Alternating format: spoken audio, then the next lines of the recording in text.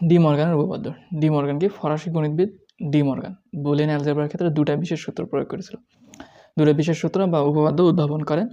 এই সূত্রকে তিনি বলেন কি যে ডি মর্গানের সূত্র বা উপপাদ্য। এখানে ডি মর্গানের সূত্রটা হচ্ছে আমরা কি করেছিলাম যে যোগ আর গুণ এই দুই সেক্টর শেখালাম তোমার, যোগ আর হচ্ছে গুণ।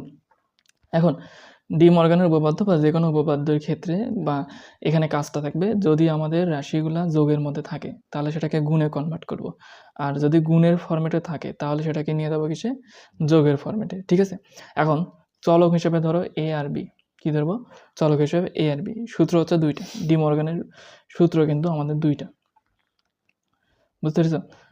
যে সূত্র হচ্ছে দুইটা সূত্র। এখন দুইটা সূত্রের মধ্যে একটা দেওয়া থাকবে যোগের সূত্র আর একটা দেওয়া থাকবে গুণের সূত্র। এখন ডি মর্গানের সূত্র চিনব কীভাবে? বুঝতে পেরেছ? প্রশ্ন হচ্ছে দুইটা, একটা হচ্ছে সূত্র হবে দুইটা যোগের অথবা গুণের, আর চিনার উপায় হচ্ছে যখন কোনো, এটা হচ্ছে কি চলক হিসেবে ব্যবহার করা হবে যখন কোনো মানের উপর, পুরোটা মান আছে কোন গেটে? অর গেটে, মানে যোগ আকারে, বর্তমানে যোগ আকারে আছে, এ প্লাস বি কী আকারে আছে? যোগ আকারে আছে। যদি অর গেটের উপর, পুরা রাশির উপর যদি একটা বার চিহ্ন চলে আসে তাহলে বুঝবো এটা হচ্ছে ডি মর্গানের উপপাদ্য ফেলাইতে হবে। তাহলে বুঝবো কেমন করে? আমাদের এ প্লাস বি দুইটা রাশি দেওয়া থাকবে, এ প্লাস বি দুইটা রাশি দেওয়া থাকবে, বা মনে করো সরল করতেছি বা left hand side right hand সাইডের ম্যাথগুলো যখন করতেছি তখন মনে করো যে এখানে আমাদের দুইটা চলক দেওয়া আছে এ প্লাস বি। এখন এ প্লাস বি দুইটা যদি চলক দেওয়া থাকে তখন এটাকে কনভার্ট করা লাগবে দুইটা। কি বললাম? যদি যোগ দেওয়া থাকে তখন কিসে নিয়ে যাবো? গুণে নিয়ে যাবো। আর যদি গুণ দেওয়া থাকে তাহলে কিসে নিয়ে যাবো? যোগে নিয়ে যাবো। এর মধ্যে কি আছে? যোগ দেওয়া আছে। তাহলে যোগ দেওয়া থাকলে কোনো কিছু ছাড়াই আমাদের কি হয়ে যাবে? গুণ হয়ে যাবে। এবং আর এখানকার যে ফরম্যাটটা দেওয়া আছে, মানে আমাদের যোগ রাশিমালাগুলো দেওয়া আছে, আচ্ছা দেখো এই জিনিসটা বাদ, এ প্লাস বি অর গেটে দেওয়া আছে এবং তার উপর কি দেওয়া আছে? বড় করে বার দেওয়া আছে। এই বারটা হচ্ছে, বার কোন জায়গাতে থাকে? নট গেটের ক্ষেত্রে থাকে, এবং নট গেটের ক্ষেত্রে যখন বার থাকবে তার মানে এটা বোঝাচ্ছে কি পুরা রাশির উপর আমার বারটা দেওয়া আছে। এবং আমি যখন এখানে যখন ডি মর্গানের উপপাদ্যটা ফেলাবো, ডি মর্গানের সূত্রে ফেলাবো, যেমন ডি মর্গানের সূত্রের ক্ষেত্রে কী বললাম? যদি যোগ থাকে সেটাকে গুণ করতে হবে, আর গুণ থাকলে সেটাকে কী করতে হবে? যোগ করতে হবে। এখন দেখো এ প্লাস বি কী আকারে আছে?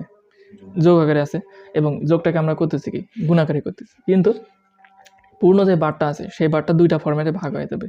এর উপর একটা বার চলে আসবে, আর কার উপর বার চলে আসবে? বির উপর বার চলে আসবে। অর্থাৎ বার মানে কি? এ রাশির যেই মানটা আছে আমাদের গেটের মধ্যে যখন এ মানটা প্রবেশ করবে তখন এই সম্পূর্ণ ফলাফলটা কী হবে? মান উল্টে চলে যাবে। যদি এই পাশে এর মান যদি 0 থাকতো তখন এই পাশের মানটা হয়ে যাবে কি? 1 হয়ে যেত। বুঝতে পেরেছো? আর 1 দিলে 0, যেমনটা আমরা নট গেটে ব্যবহার করে থাকি। অর্থাৎ এটা হচ্ছে কি এ বারে, মানে এর জন্য নট গেট ব্যবহার হবে, এটা বির জন্য নট গেট ব্যবহার হবে। অর্থাৎ দুই সেক্টরের ক্ষেত্রে নট গেট ইউজ হচ্ছে আলাদা আলাদা করে। আর 2 নম্বর সূত্র কি? একটা সূত্র দেওয়া আছে, যদি সামগ্রিকভাবে দুইটা ফলাফল যোগ আকারে থাকে এবং তাদের উপর আমরা বার করতেছি, করলে যোগ থাকলে কি হয়ে যাবে? গুণ হয়ে যাবে। এবং কীরকম গুণ হবে? এবি গুণ হবে, আর মাঝখানে যে বারটা আছে সেই বারটা দুই পাশে ভাগ হয়ে যাবে। আবার যদি এটা যদি সরাসরি আমাদের গুণ আকারেই দেওয়া থাকে, মানে দেওয়া আছে আর এটা বের করতে হবে, ঠিক আছে? এটা কি দেওয়া থাকবে, বা সরলরেখা করতে করতে আমাদের চলে আসছে এরকম মান, আর এই মানটা কি করতে হবে? বের করতে হবে। তাহলে এই টাইপের যখন আমরা ম্যাথ করব তখন কি করতে হবে? ধরে নাও এটার উপর বার দেওয়া আছে, আমাদের ডি মর্গান চিনার উপায় হচ্ছে যে কোনো সরলরেখা থাক না কেন তার উপর একটা বড় করে বার থাকবে। কি থাকবে? বড় করে বার থাকবে। যদি বড় করে বার দেওয়া থাকে তখন আমরা বুঝতে পারবো এখানে ডি মর্গানের সূত্রে অ্যাপ্লাই করতে হবে। আর যদি রাশিটা যোগ আকারে থাকে তাহলে সেটাকে গুণে কনভার্ট করব, আর যদি গুণ আকারে থাকে তখন সেটা কী করব? যোগে কনভার্ট করব। তাহলে এখন কী হবে? এ প্লাস বি, এ প্লাস বি, আর এই মাঝখানে বারটা কী হয়ে যাবে? আলাদা আলাদা করে দুই পার্টে চলে যাচ্ছে। মানে এখানে ছিল কি পুরোটাই গুণ আকারে ছিল, গুণ আকারে ছিল, আর এটা গুণ থাকলে যোগ, আর যোগ থাকলে কী হয়ে যাবে? গুণ হয়ে যাবে। ঠিক আছে, এটা হচ্ছে এরকম চিত্র। এখন এই জিনিসটাকে যদি আমরা যদি গেট দ্বারা প্রকাশ করি, 1 নম্বরটাকে যদি গেট দ্বারা প্রকাশ করি তাহলে এখানে কি আছে? অর গেট, মানে এ প্লাস বি আকারে অর গেট আছে। ধরুন আমি হচ্ছে দুইটা কি করলাম? ইনপুট রাশি প্রবেশ করালাম এখানে, যদি আর অর গেটের জন্য এরকম চিহ্ন চলে আসবে। ঠিক আছে, এখন এখানে প্রবেশ করাচ্ছে কি? এ প্রবেশ করালাম আর বি প্রবেশ করালাম। এটা কার জন্য? এই 1 নম্বরের জন্য। আর উপরে কি আছে? বার আছে। এই বার দ্বারা কি বোঝাচ্ছে? সামনে একটা আমাদের নট গেট চলে আসলো। সামনে কি চলে আসলো? নট গেট চলে আসলো। এখন একটা জিনিস খেয়াল করে দেখো, আমরা আগে সামগ্রিক মানটাকে যোগ করব। কি করব? সামগ্রিক মানটাকে যোগ করব। আমাদের যোগের ফলাফল দুইটা বের হবে, হয় 1 বের হবে, না হয় 0, এর বাইরে কিন্তু যাবে না। কারণ কি আমরা জানি কি বুলিয়ান অ্যালজেব্রাতে সংখ্যা আছে দুইটা, বুলিয়ান অ্যালজেব্রাতে সংখ্যাই দুইটা, 1 আর 0, হয় 0 আসবে না হয় 1 আসবে। এখন ধরে নাও a প্লাস বি পুরাটার মান আমাদের চলে আসলো হচ্ছে 0, তখন এর উপর যখন বার দিব তখন গেট কি হবে? 1 হবে না? ধরে নাও আমাদের আউটপুট মান বের হচ্ছে কি a প্লাস বি তার উপর বার, a প্লাস বি তার উপর বার। তার মানে এ বি আগে আমরা কি করব? সামগ্রিকভাবে যোগ করব। যোগ করার পর যে রেজাল্ট বের হবে সেই রেজাল্টটা পুরোটাই কী হবে? উল্টে দেবে। আর এক্ষেত্রে যদি আমরা করি এই দুই ফাংশন, তাহলে এটা কি করতে হবে? সেমভাবে মনে করো, ধরে নাও আমাদের যদি এটা করতে যাই, তাহলে আমাদের হচ্ছে মনে করো এ একটা মান প্রবেশ করালাম, আর এই দিক থেকে মান বেরোলো কি এ বার মান বেরোলো। কোন বার মান বেরোলো? এবার।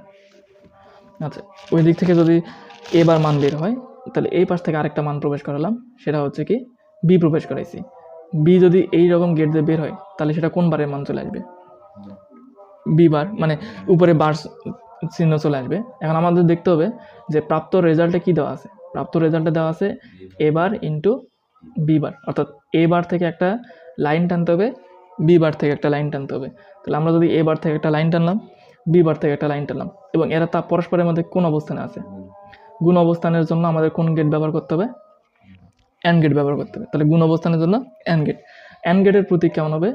ডি ফরম্যাটের মতন, অর্থাৎ ডি সংখ্যার মতন অ্যান্ড গেট ব্যবহার হবে। কারণ আমরা এখানে যদি দেখো, এখান থেকে আমরা দুইটা ইনপুট প্রবেশ করেছি, মানে যেটা প্রবেশ করবে সেটাকে কী ধরবো?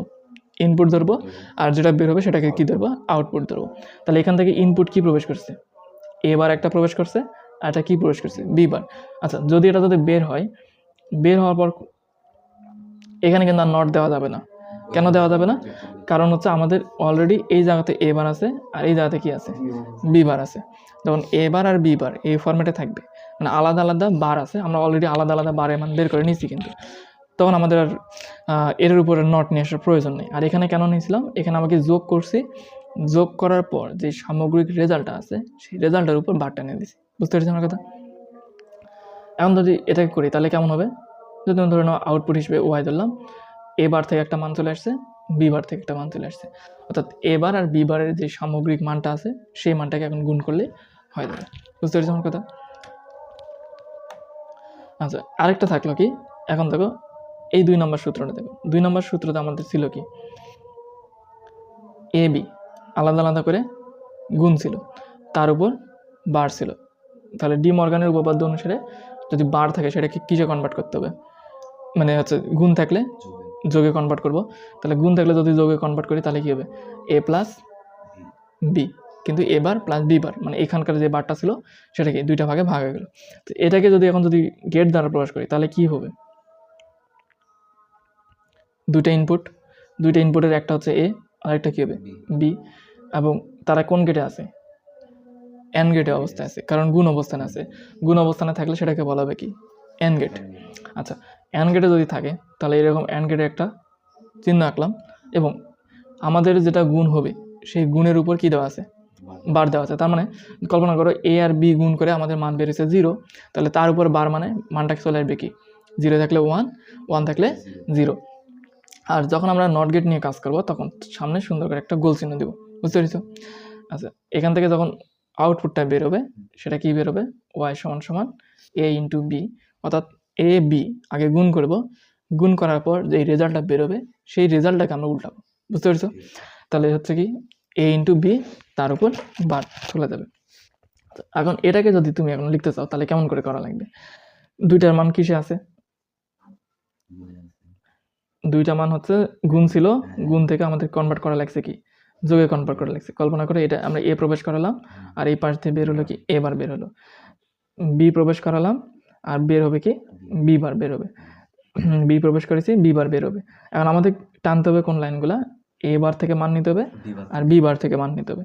তো আমি যদি এ বার থেকে মান নিই আর বি বার থেকে মান নিলাম, এ বার থেকে নিলাম, বি বার থেকে নিলাম। এখন এরা কোন গেটে আছে? যোগ অবস্থানে আছে। যোগ অবস্থান থাকা মানে অর গেট, আর গুণ অবস্থানে থাকলে অ্যান্ড গেট।